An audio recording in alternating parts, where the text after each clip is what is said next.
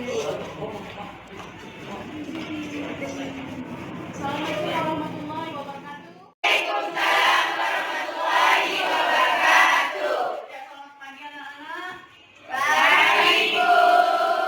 Apa kabarnya hari ini baik? Alhamdulillah, luar biasa. Hari ini hadir semua atau ada yang tidak masuk? Ada, Bu. Dan siapa yang tidak masuk? Cek. Sakit. Mudah-mudahan Jeff sehat semua dan cepat belajar bersama kita lagi ya. Amin. Mari kita mulai pelajaran hari ini dengan berdoa dulu. Ya, silakan Firman. Sebelum belajar, marilah kita berdoa menurut agama dan kepercayaan kita masing-masing. Berdoa mulai. Berdoa selesai. Hari ini kita akan belajar mengenai bentuk molekul sebagai lanjutan dari materi sebelumnya, yaitu tentang ikatan kimia. Dan materi bentuk molekul ini tentu saja masih ada kaitannya dengan konfigurasi elektron. Nah, sekarang Sandy, apakah Sandy masih ingat tentang konfigurasi elektron itu? Coba jelaskan. Masih, Bu. Konfigurasi elektron adalah susunan elektron berdasarkan kulit atau orbital dari suatu atom. Ya, bagus Sandy. Lalu aturan apa saja yang berlaku dalam mengkonfigurasikan elektron? Coba Vidya. Ada 3, Bu. Prinsip Aufbau, larangan Pauli, dan aturan Han. Ya, bagus Vidya. Lalu apa yang akan prinsip Aufbau? Coba Aan. Prinsip Aufbau adalah urutan tingkat energi kulit dan subkulit suatu atom yang digunakan untuk konfigurasi, Bu. Saat menuliskan konfigurasi elektron, kita harus menuliskannya secara urut berdasarkan tingkat energi subkulit dari yang terendah ke tertinggi. Lalu bagaimana urutannya?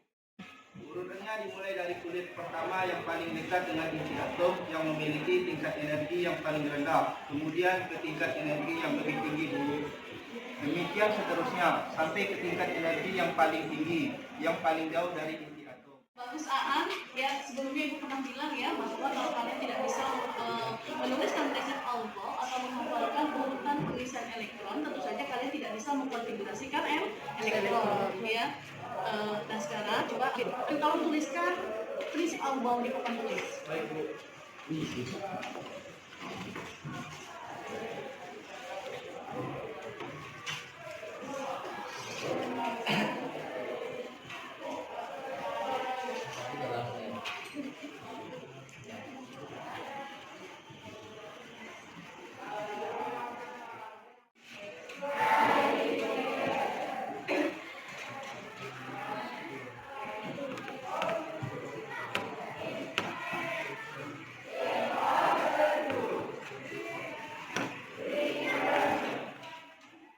Iya, bagus Adil.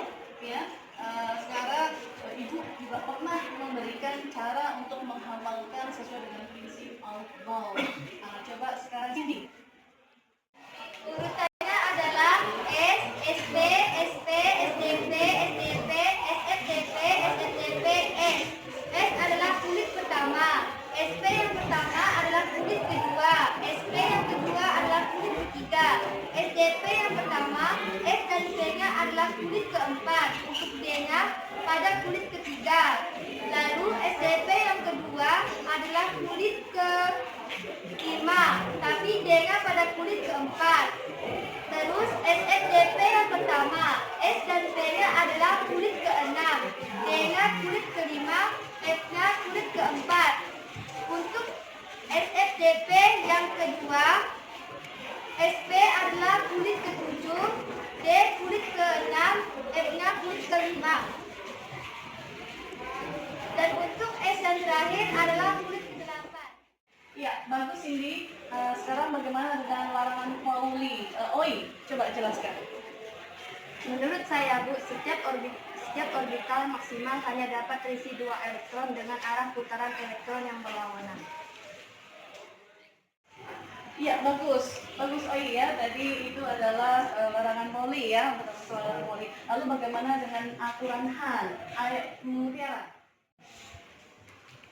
Elektron dengan jumlah orbital lebih dari 1 akan tersebar pada orbital yang memiliki kesamaan energi dengan arah putaran elektron yang sama, atau elektron-elektron yang yang mengisi orbital-orbital tersebut cenderung tidak berpasangan.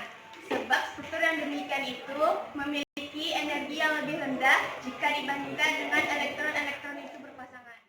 Ya, bagus sekali Mutiara. Nah, sekarang Rian, ya. Coba Rian kamu berikan contoh, kamu tulisan papan tulis ya. Berikan contoh konfigurasi atom unsur klorin yang memiliki nomor atom 17. Silakan Rian. Siap, Bu.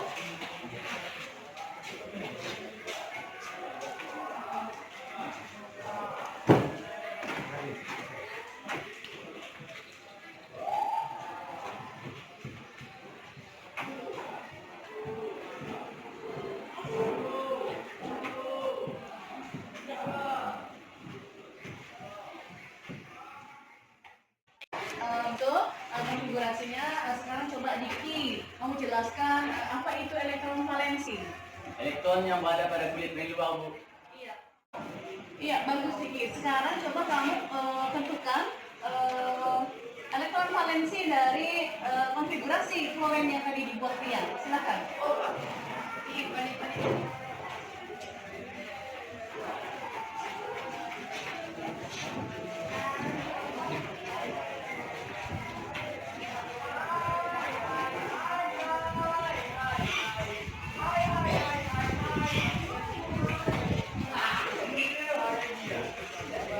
Elektron valensinya 7, Bu.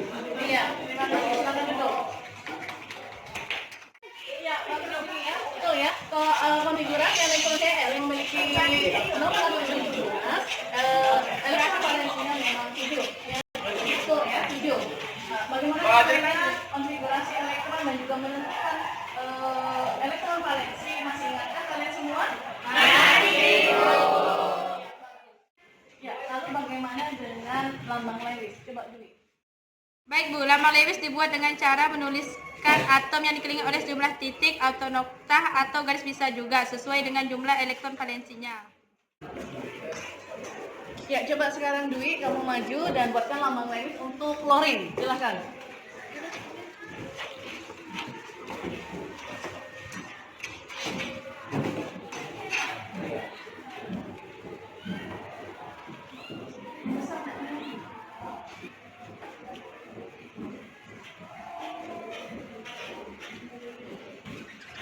Iya. Terima kasih, silakan duduk. Iya, betul sekali Dwi ya. Bagaimana dengan yang lainnya, masih ingat juga kah ini mengenai lambang Lewis? Iya, Bu. Ya, bagus kalau gitu. Ya, sekarang Ibu ingin menanya ikatan kimia. Harusnya kalian masih ingat ya karena baru minggu kemarin. Nah, sekarang Ibu ingin bertanya sama Ira, apa sih itu ikatan kimia? Bergabungnya atom-atom unsur baik dengan sesama atom maupun dengan atom dari lain melalui ikatan untuk membentuk suatu senyawa, dan ikatan demikian tersebut dinamakan ikatan kimia. Iya, bagus. Ada dua buah kaidah dalam ikatan kimia. Kaidah apa sajakah itu? Coba Wira. Kaidah Dupret dan kaidah oktet, Bu. Kaidah Dupret adalah atom unsur memiliki 2 elektron di kulit terluarnya. Sedangkan kaidah oktet adalah atom unsur memiliki 8 elektron di kulit terluarnya. Iya, bagus. Iya, bagus Wira. Coba sekarang Messi sebutkan jenis-jenis ikatan. Ikatan kimia terdiri dari 3 ikatan, yaitu ikatan ion, ikatan kovalen, dan ikatan logam. Iya, bagus Messi ya. Memang jenis-jenis ikatan itu tadi ada ikatan ion, ada ikatan kovalen, dan ada ikatan logam. Coba sekarang siapa yang tahu ikatan ion? Saya, Bu. Ikatan ion adalah ikatan yang terjadi berdasarkan serah terima atau perpindahan elektronnya. Ikatan ini terjadi antara ion positif dan ion negatif, dan juga antara unsur logam dan non-logam. Iya, bagus Aulia. Sekarang siapa yang tahu tentang ikatan kovalen? Saya, Bu. Iya, silakan Tuti. Ikatan kovalen adalah ikatan yang terjadi berdasarkan pemakaian pasangan elektron bersama. Ikatan ini terjadi antara unsur logam dan non-logam. Ikatan kovalen memiliki 3 jenis, yaitu ikatan kovalen biasa, ikatan kovalen rangkap, dan ikatan kovalen koordinat. Contoh ikatan kovalent antara lain H2O, HF, HCl, CO2, NH3, Cl2, I2, Br2, O2, dan lainnya. Iya, bagus, Tutik. Ya, sekarang ikatan logam. Siapa yang tahu tentang ikatan logam? Saya, Bu. Ya, silakan Abil. Ikatan logam adalah ikatan yang terjadi antara atom-atom unsur logam. Ikatan ini terjadi antara elektron valensi logam yang membentuk elektron valensi.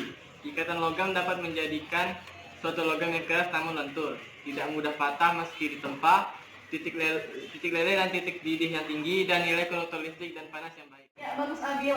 Sekarang Fikri, kamu masih ingatkah kamu penyimpangan ikatan kimia? Masih, Bu. Penyimpangan ikatan kimia yang tidak sesuai dengan kaidah oktet. Yang pertama pada spesies ganjil, yang kedua pada oktet tak lengkap, yang ketiga pada oktet berkembang. Iya, bagus. Yang lainnya bagaimana, masih ingat? Baiklah anak-anak, Ibu rasa cukup ya materi untuk kita mengingat materi sebelumnya sebagai modal kita untuk belajar mengenai materi yang baru, yaitu mengenai bentuk molekul. Ya, tujuan pembelajaran hari ini adalah peserta didik harus menerangkan teori pasangan elektron valensi atau FSEVR dan teori domain elektron dalam menentukan bentuk molekul. Yang kedua adalah peserta didik dapat membuat model bentuk molekul dengan menggunakan bahan-bahan yang ada di lingkungan sekitar atau perangkat lunak komputer. Nah, sekarang Ibu nanti sebentar lagi akan menayangkan sebuah wacana tentang air. Kalian Ibu minta untuk membacanya, tapi kalian nanti membacanya di LKPD masing-masing saja ya. Bagi LKPD-nya.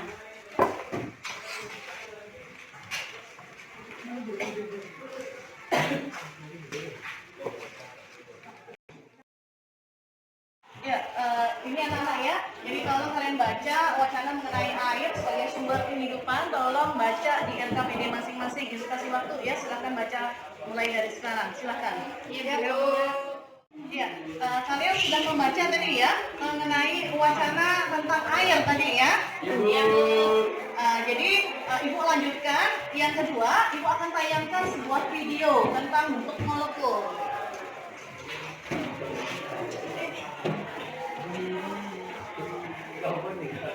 Ya.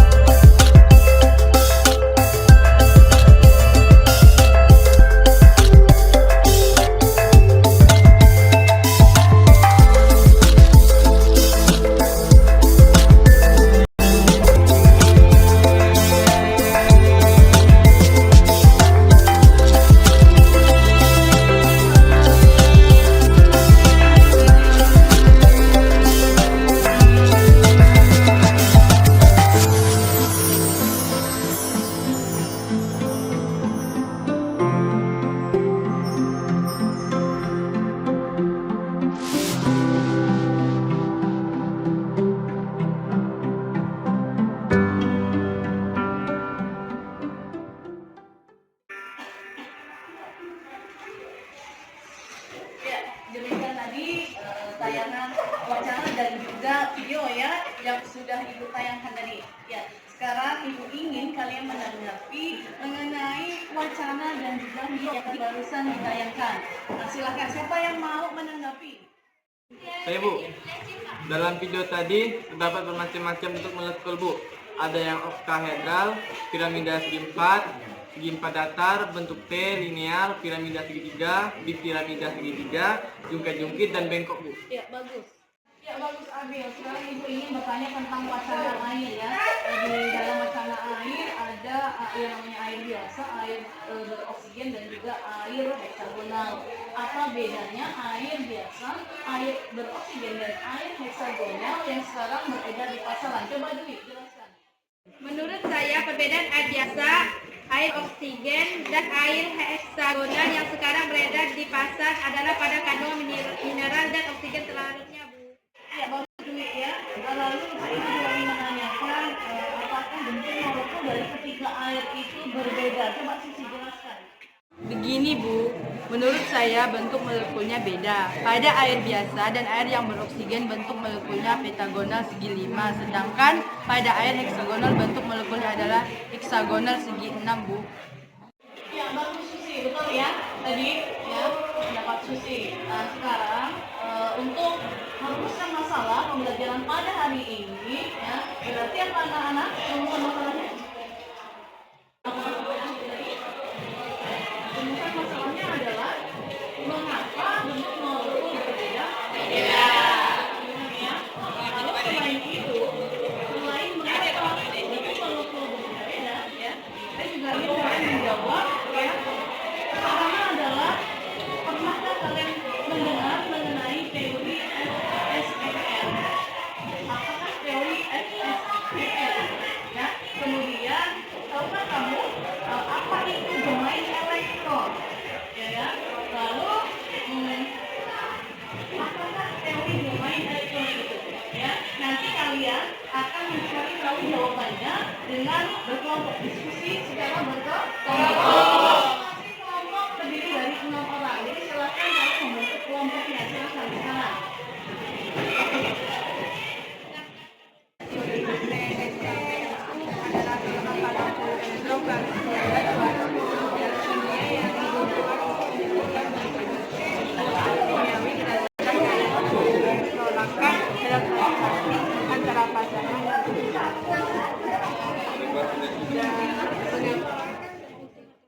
Ya, sudah ya, cukup ya. Ibu rasa untuk diskusinya sudah cukup waktu diskusinya. Sekarang Ibu ingin mendengar hasil dari diskusi kalian. Coba saya ingin mendengar dari kelompok 1. Hasilnya diskusi tadi bagaimana? Silakan. Begini Bu, hasil diskusi kelompok kami, mengapa bentuk molekul itu berbeda-beda. Kami mencontohkannya masih pada wacana tentang air ya Bu. Pada wacana air di situ bentuk molekulnya berbeda menurut kami karena jumlah oksigen yang ada di dalam air biasa dan air beroksigen hanya 5, sedangkan jumlah oksigen pada air heksagonal itu ada 6 Bu.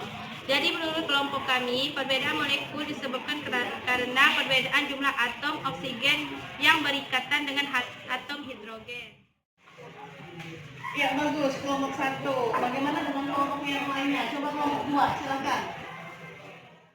Ya Bu, kelompok kami pun mempunyai pendapat yang sama dengan kelompok 1. Tapi kami ingin menambahkan Bu, dengan adanya perbedaan jumlah oksigen tersebut, maka pasangan ikatan antara O dan H jumlahnya juga berbeda Bu. Hal ini yang menyebabkan perbedaan bentuk molekul. Ya, jadi menurut kalian perbedaan bentuk molekul itu disebabkan karena perbedaan jumlah elektron ikatan, begitu? Iya Bu. Ya, bagus. Ya, baik. Sekarang bagaimana dengan pendapat kelompok yang lainnya? Kelompok 3, silakan.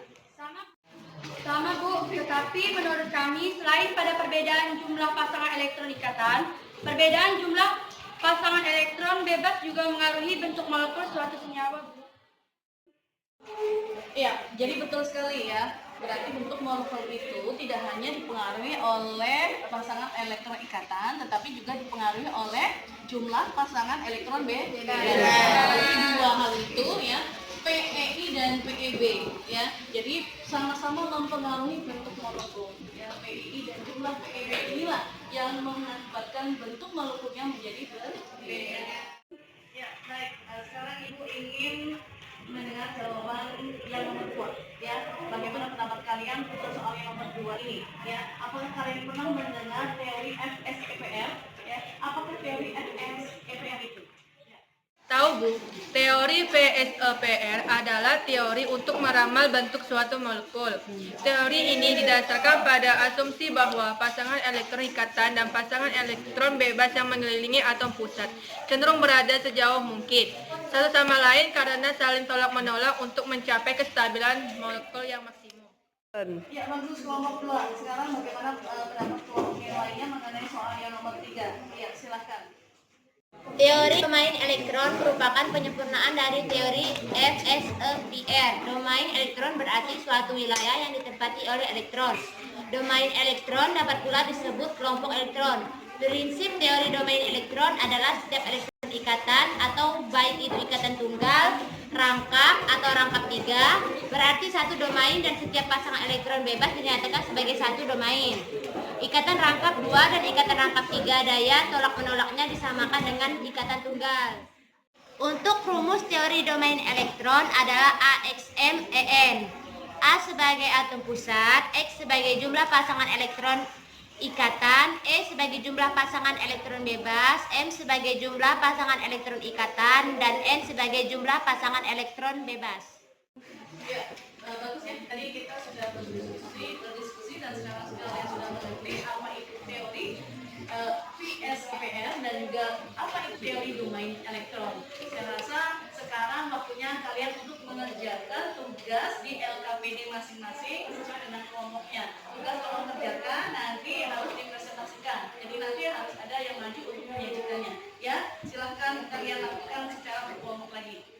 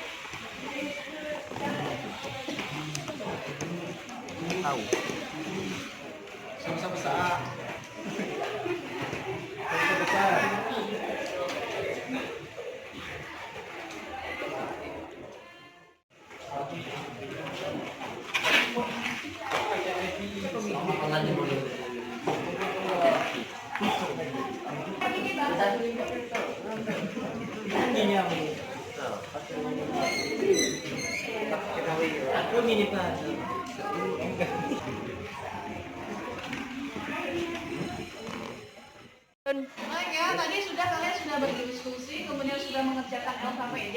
Nah, saya meminta kalian salah satu kelompok untuk maju mempresentasikan hasil diskusi kelompoknya dari lembar LKPD yang kalian kerjakan. Ya, silakan dari kelompok 3. 3 atau 4? 4. Oke, 4 silakan.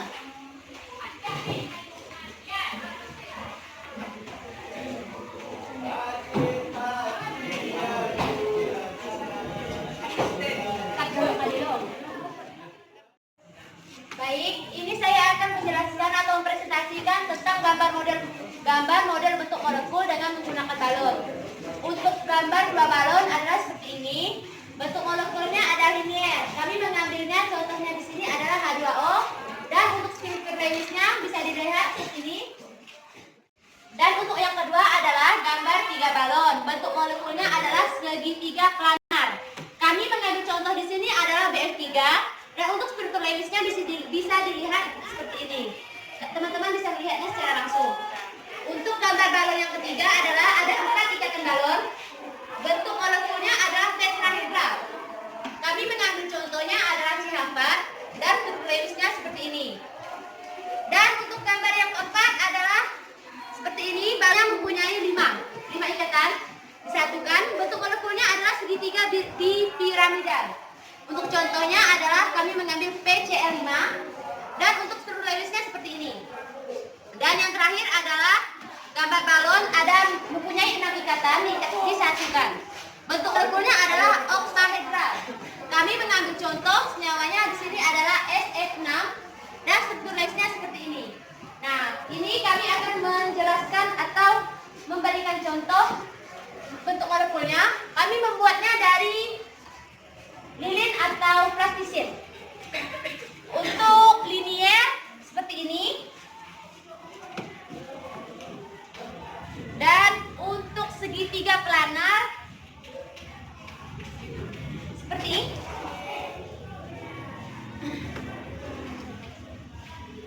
Untuk tetrahedral seperti ini, dia mempunyai 4.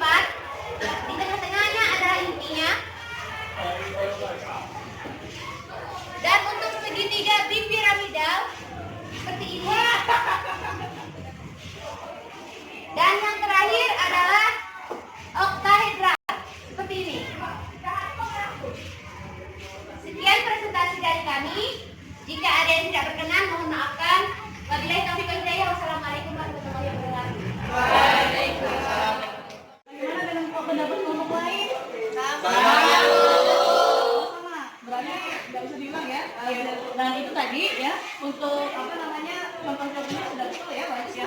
Jadi yang lainnya juga bisa ya. Baik, terima kasih. Sekarang yang LKPD yang kedua. Ya, siapa yang mau maju? Silakan. Ayo, silakan.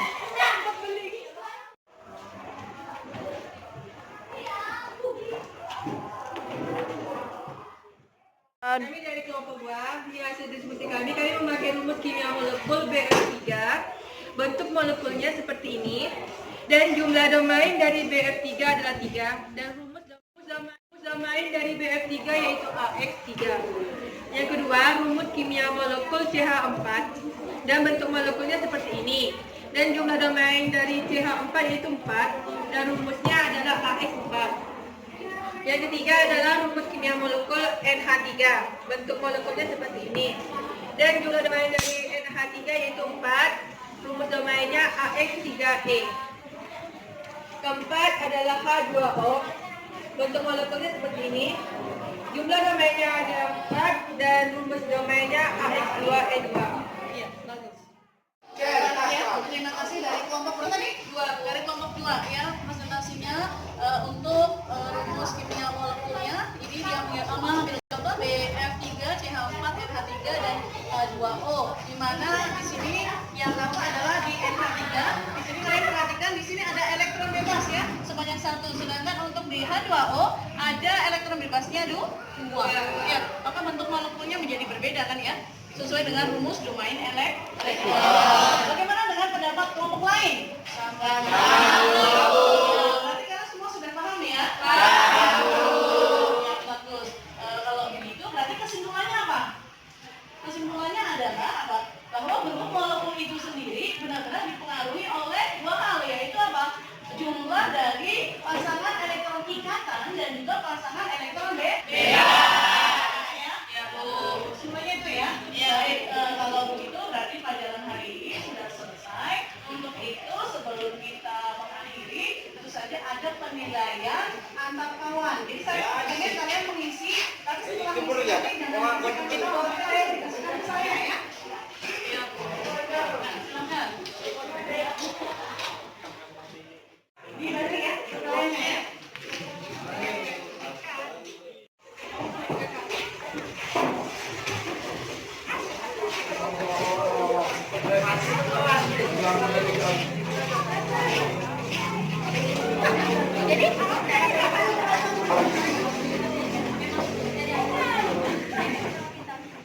Yang terakhir berarti kalian harus mengisi soal ya, mengisi soal karena saya ingin mengetahui pemahaman kalian ya tentang yang kita pelajari tadi.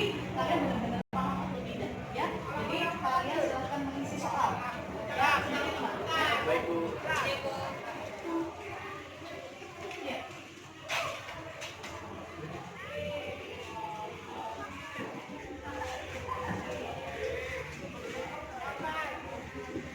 Masing-masing ya, bukan kelompok ya. Iya, Bu.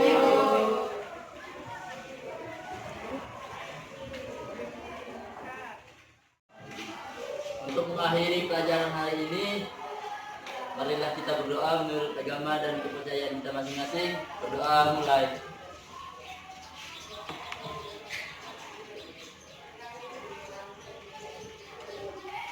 Berdoa selesai. Ucapkan salam.